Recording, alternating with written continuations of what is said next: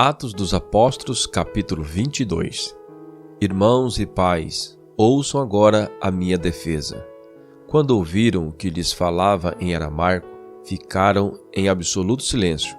Então Paulo disse: Sou judeu, nascido em Tarso da Cilícia, mas criado nesta cidade.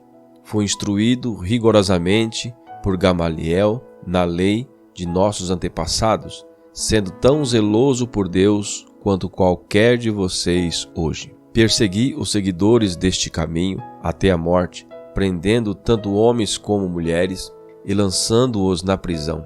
Como podem testemunhar o sumo sacerdote e todo o conselho, de quem cheguei a obter cartas para seus irmãos em Damasco, e fui até lá a fim de trazer essas pessoas a Jerusalém como prisioneiras para serem punidas. Por volta do meio-dia, eu me aproximava de Damasco, quando, de repente, uma forte luz vinha do céu, brilhou ao meu redor. Caí por terra e ouvi uma voz que me dizia: Saulo, Saulo, por que você está me perseguindo? Então perguntei: Quem és tu, Senhor?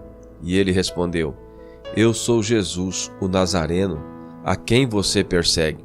Os que me acompanhavam viram a luz, mas não entenderam a voz daquele que falava comigo. Assim perguntei: Que devo fazer, Senhor?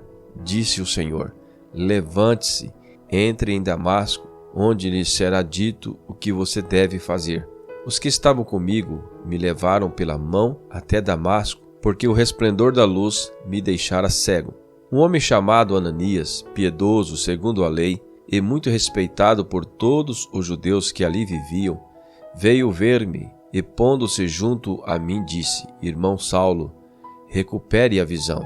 Naquele mesmo instante pude vê-lo. Então ele disse: O Deus dos nossos antepassados o escolheu para conhecer a sua vontade, ver o justo e ouvir as palavras da sua boca. Você será testemunha dele a todos os homens, daquilo que viu e ouviu.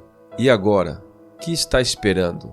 Levante-se, seja batizado e lave os seus pecados, invocando o nome dele.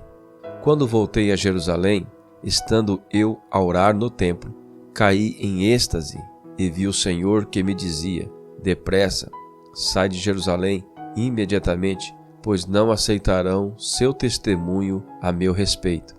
Eu respondi: Senhor, estes homens sabem que eu ia de uma sinagoga a outra, a fim de prender e açoitar os que creem em ti. E quando foi derramado o sangue de tua testemunha, Estevão, eu estava lá, dando minha aprovação e cuidando das roupas dos que o matavam.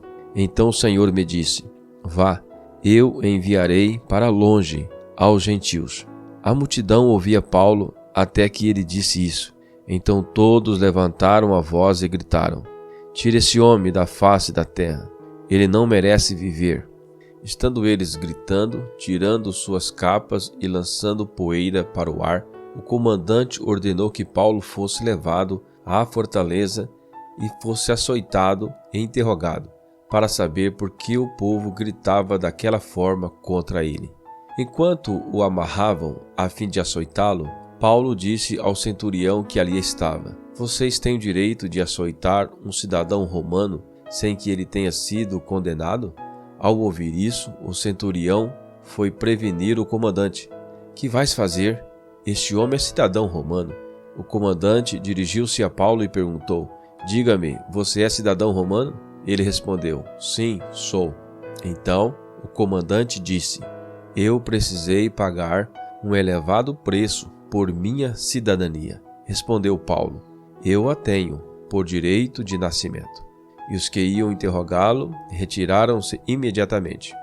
O próprio comandante ficou alarmado ao saber que havia prendido um cidadão romano. No dia seguinte, visto que o comandante queria descobrir exatamente por que Paulo estava sendo acusado pelos judeus, libertou-o e ordenou que se reunissem o chefe dos sacerdotes e todo o sinédrio. Então, trazendo Paulo, apresentou-o a eles.